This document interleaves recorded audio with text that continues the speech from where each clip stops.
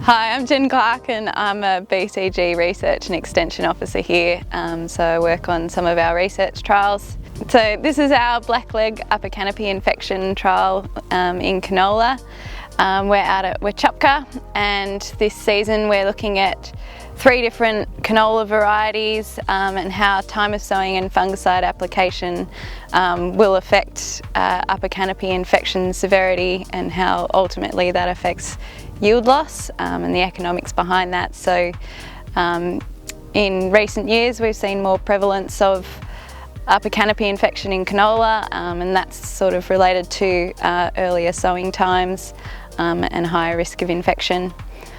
So blackleg is a stubble-borne fungal disease, which in this case we're talking about infecting the upper canopy of canola, so you can get infection in the pods and in the upper branches.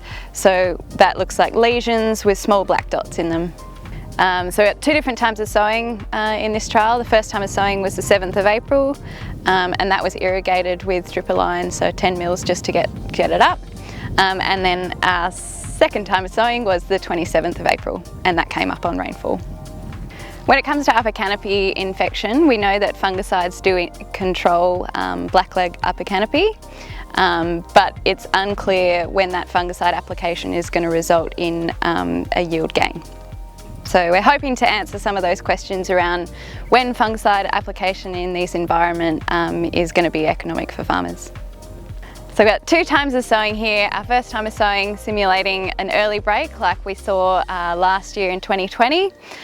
So we've got some fast maturing canola varieties in here, and they're probably going to flower earlier than ideal, and that's when we see a higher risk of upper canopy infection in canola. So it's important to make sure that our sowing time and emergence date is going to match up with our optimal flowering period to reduce that risk. So this trial is going to help us understand the risk of blackleg upper canopy infection when we end up in those situations, and also how to economically manage that. This work has been funded as part of a scholarship awarded to me through the Hugh Williamson Foundation.